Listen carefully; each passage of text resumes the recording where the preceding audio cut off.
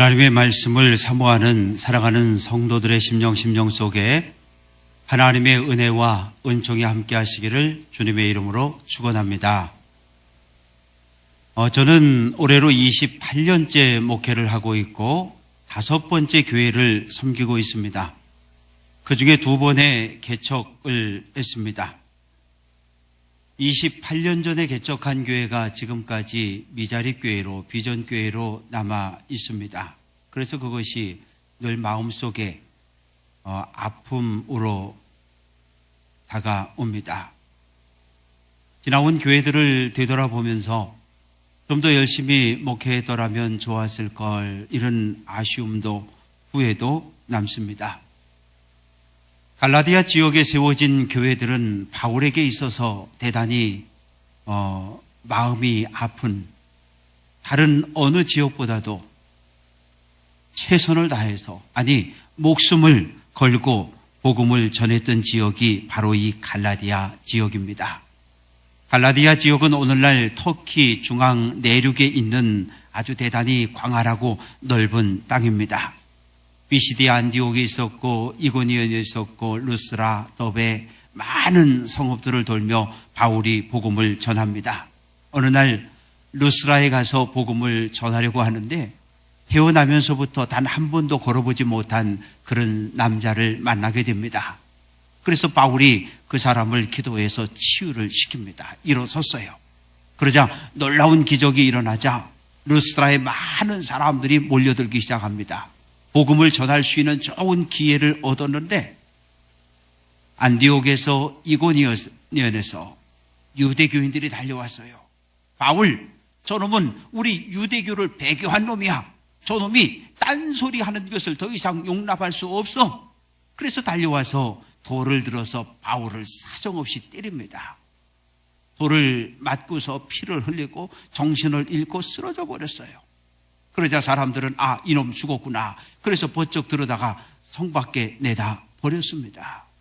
한참 시간이 지난 후에 바울이 정신이 들었어요. 정신이 들자 또다시 더베로 가서 바나바와 함께 그곳에서 또 복음을 전했습니다.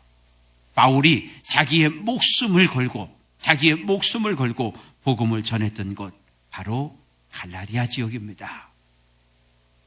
그러나 바울은 안타깝게도 어떤 곳에서는 2주, 어떤 곳에서는 1달, 어떤 곳엔 2달 이렇게 복음을 전하고 그 자리를 떠나야 했습니다. 왜냐하면 유대교인들이 끝없이 바울을 박해하고 죽이려고 했기 때문입니다. 하나님의 은혜로 복음을 듣고 예수 믿는 사람들이 생겨났고 교회가 세워졌습니다. 그러나 문제가 하나 있었어요. 성도들의 믿음이 견고하게 서지 못했다고 하는 거예요. 그런 상황에서 거짓 교사들이 들어와 성도들을 흔들어 놓기 시작합니다. 거짓 교사들은 누군가 하면 유대교인으로 있다가 구약의 율법을 따르는 유대교인으로 살다가 예수 믿고 교회 안에 들어온 성도들입니다. 예수 믿기 이전에 모든 걸 다 버렸어야 되는데 버리지 못한 사람들, 여전히 유대교의 율법에 매여 있는 사람들, 그러나 껍데기는 크리스찬입니다. 그들은 바울의 사도권을 부인합니다. 바울, 저놈은 사도가 아니야. 예수님 살아계실 때 제자로 부름받지 못했고 사도로 파송되지 못해서, 그러니까 할 말이 없으니까 예수 믿으라고, 예수만 믿으면 구원받는다고 말하는데 아니야. 온전한 구원이 아니야. 우리처럼 예수 믿어야 돼. 이방인 성도들을 향해 이야기합니다. 여러분, 먼저 할례를 받으십시오. 할례를 받으면 유대교인이 되고 아브라함의 자손이 됩니다. 아브라함의 자손이 되면 하나님이 약속한 유업을 상속받을 상속자가 됩니다. 그리고 나서 예수 믿고 세례 받으십시오. 그래야 온전한 구원을 얻습니다. 이렇게 유혹하는 거예요. 가만히 교인들이 들어보니까 거짓 교사들의 말이 맞는 것도 같아요. 그렇지? 바울은 예수님 살아생전에 바울은 예수님을 만난 적이 없어. 예수님이 바울을 사도로 파송하지 않았어. 맞는 것 같은 거예요. 그러나 성도들이 또 이야기합니다. 무슨 소리야? 우리에게 예수를, 복음을 전해준 거 바울 아니냐? 바울이 설교할 때 그 설교를 들을 때 우리 마음에 찔림을 받았고 우리가 눈물 흘리며 회개했잖아. 주 예수를 믿으라. 그리하면 너와 네 집이 구원을 얻는다 라고 했을 때 다 아멘으로 화답하지 않았느냐? 성도들이 편이 갈려져 버린 거예요. 내가 옳다, 네가 틀렸다, 서로 삿대질하고 비난하고 나중에 멱살 잡고, 이게 갈라디아 지역의 교회들의 모습입니다. 이런 소식을 들은 바울이 그 자리에 앉아서 편지를 썼어요. 신앙적인 혼란에 빠진 성도들에게 율법의 역할, 복음이 무엇인지, 왜 예수 믿어야 구원을 얻는지 자세하게 써서 보낸 편지가 이 갈라디아서입니다. 유대교는 하나님을 믿고 율법을 따라 살면 의롭게 된다고 이야기합니다. 착한 일 많이 하면 상급이 쌓인다고 말합니다. 아브라함을 봐라. 아브라함도 행함으로 의롭다함을 받지 않았느냐? 이렇게 가르쳤어요. 그러나 성경은 뭐라고 이야기합니까? 창세기 15장 6절, 아브라함이 여호와를 믿으니 여호와께서 이를 그의 의로 여기셨다. 행함을 통해 의로워진 사람이 아니라 믿음으로 의로워진 사람이 아브라함입니다. 그 아브라함에게 하나님이 약속하셨어요. 가나안 온 땅을 너와 내 후손에게 주리라. 영원한 기업이 되게 하고 나는 그들의 하나님이 되겠다라고 약속하십니다.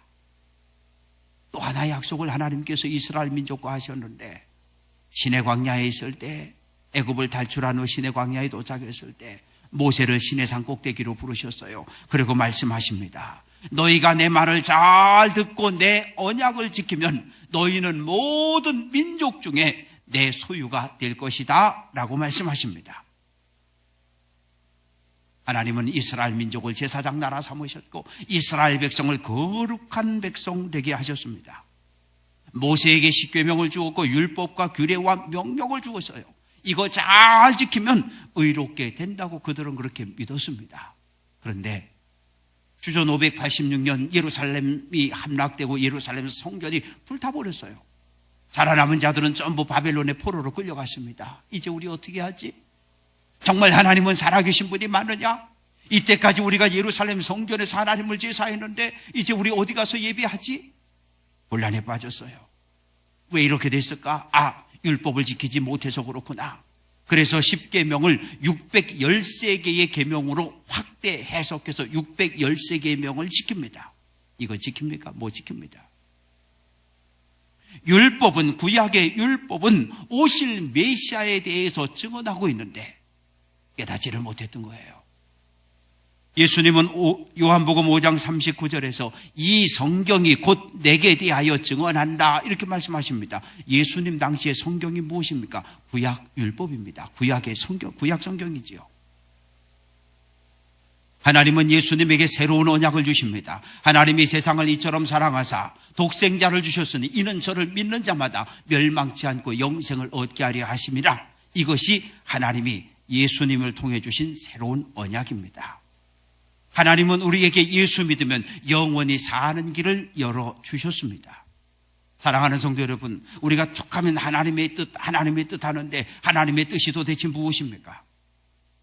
요한복음 6장 40절, 내 아버지의 뜻은 아들을 보고 믿는 자마다 영생을 얻는 것이다.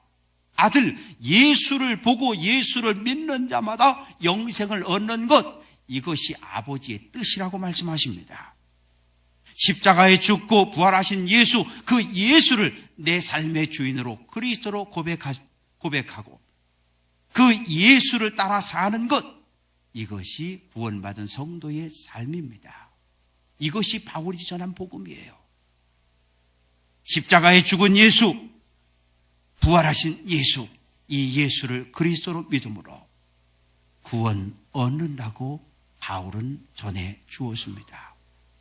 예수 외에 이 땅에 그 어떠한 이름도 구원 얻을 만한 이름이 없다고 선언하십니다.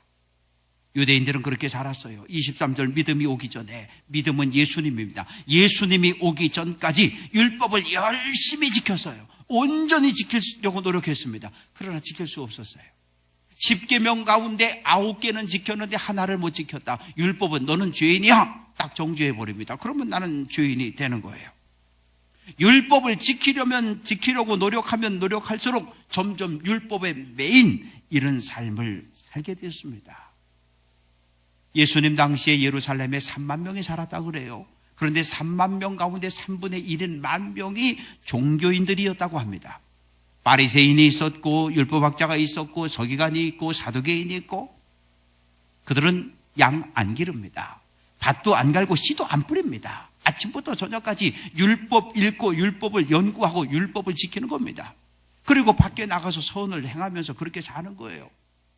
그래서 바리새인들이 나타나면 백성들이 존경하는 겁니다. 오셨느냐고. 그러나 이 바리새인들을 향한 예수님의 평가는 어떠했을까요?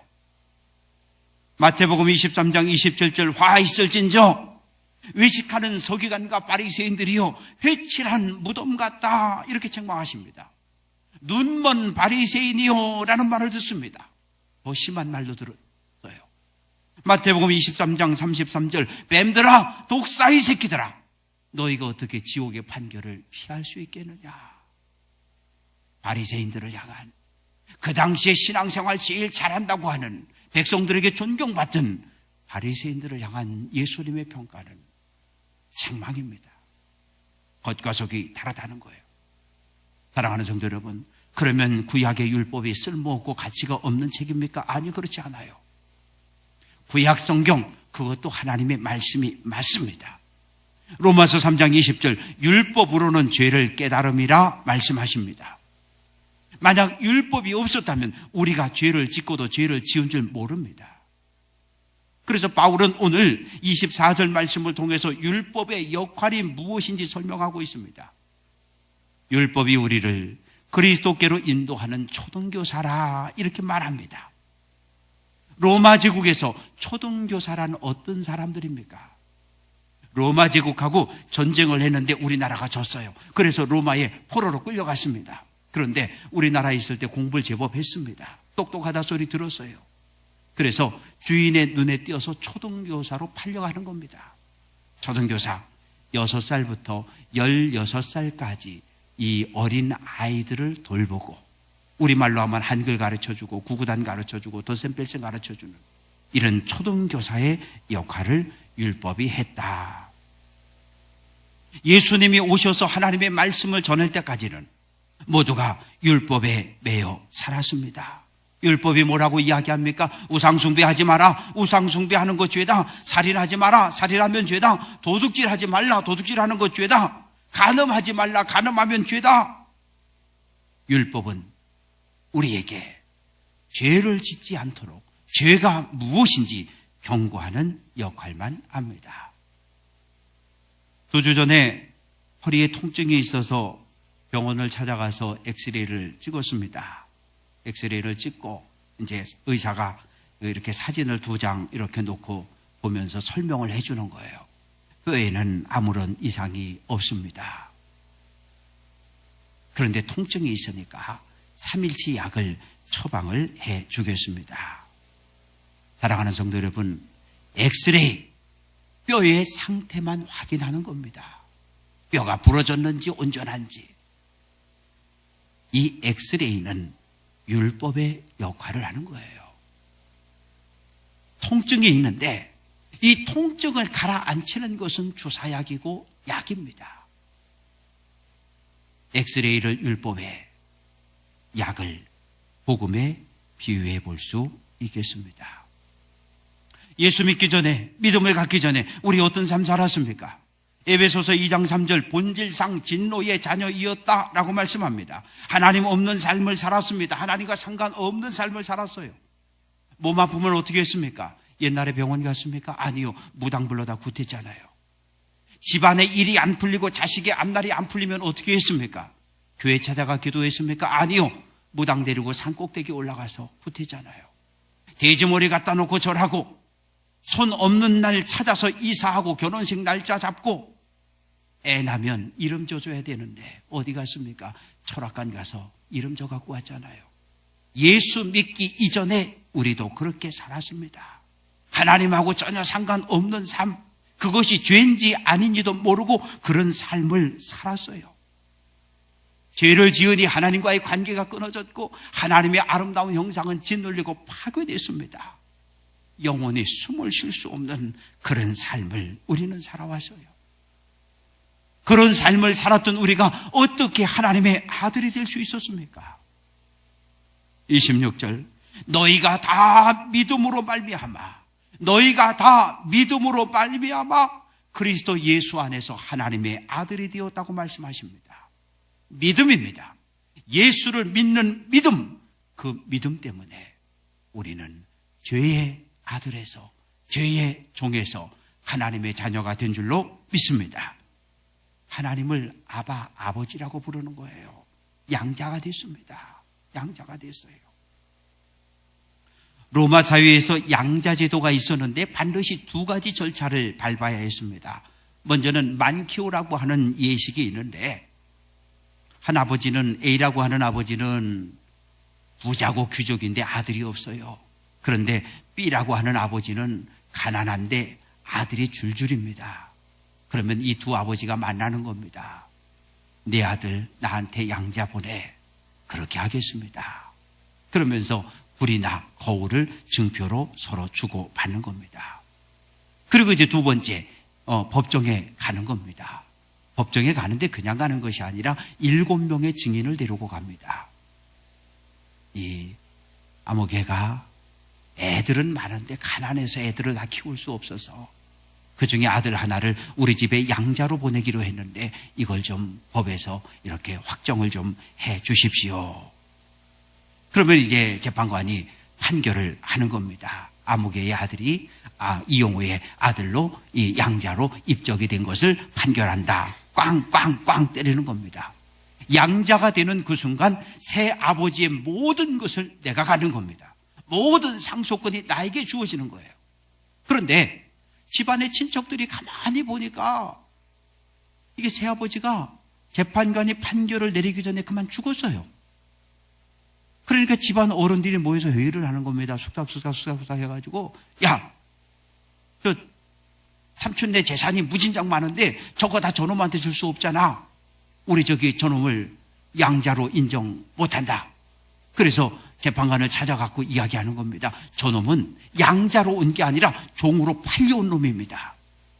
그랬을 때 7명의 증인 가운데 한 사람이 재판관을 찾아가서, 아니요, 저 사람은 이용호 내 집에 양자로 온 것이 맞습니다. 증언해주면 양자로 확정이 되는 겁니다. 로마서 8장 15절, 양자의 영을 받았으므로 우리가 아빠, 아버지라 부르짖느니라. 하나님의 아들이 되고 상속자가 됐으니까 행복합니다. 그러나 때로 우리가 하나님의 백성으로 하나님의 아들로 딸로 살지만 때로 고난을 겪고 마귀의 공격도 당합니다. 그때 성령께서 우리에게 오셔서 우리를 보호하시고 지켜주시고 보증해 주시는 겁니다. 우리가 예수 믿기 전에 율법의 지배를 받았습니다. 그러나 예수를 믿음으로, 예수를 그리스도로 믿음으로 우리는 하나님의 아들이 되었습니다. 더 이상 율법에 얽매일 이유가 없습니다. 복음을 따라, 말씀을 따라 사시기를 바랍니다.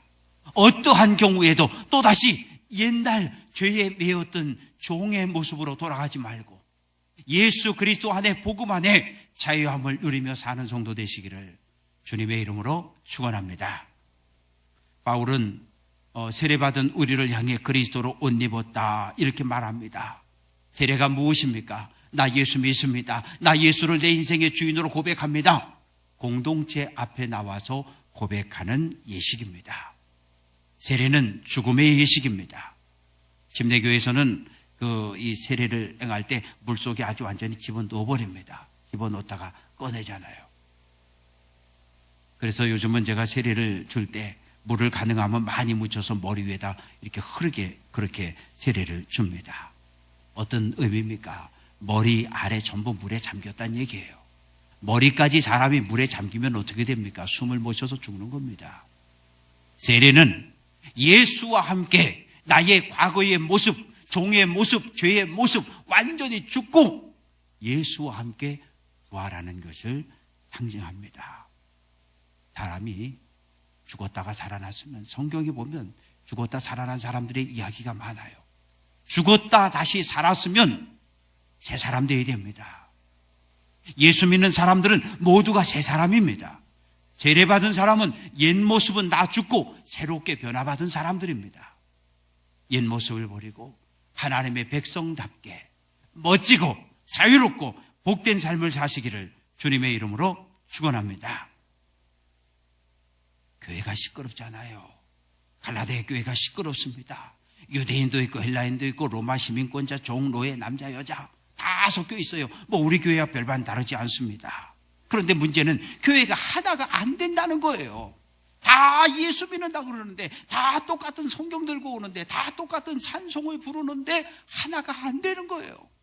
왜요? 패가 나뉘어져 있거든요. 바울은 사도가 아니야. 아니야, 바울은 사도가 맞아. 안식일 지켜. 아니야, 안식일 필요 없어. 주일만 지키면 돼. 할례 받아. 아니야, 할례 필요 없어. 세례만 받으면 돼. 교인들이 서로 갈등하고 다투는 거예요. 왜? 거짓 교사 때문에. 거짓 교사 때문에. 그래서 바울은 갈라디아 교회를 향해서 예수 그리스도 안에서 하나가 되라고 권면합니다. 사랑하는 성도 여러분, 교회는 예수 그리스도 안에서 하나입니다. 교회는 믿음 안에서 하나여야 합니다.